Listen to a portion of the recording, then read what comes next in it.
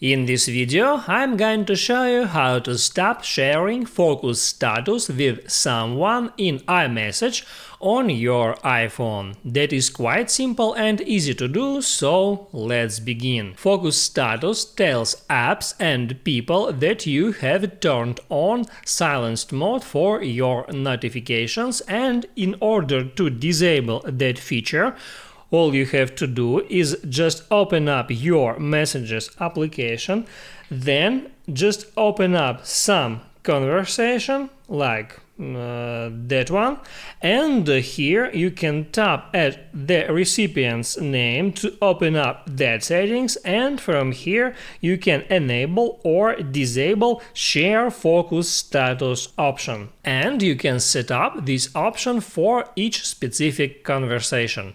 That's it. If this video helped you out, don't forget to like and subscribe.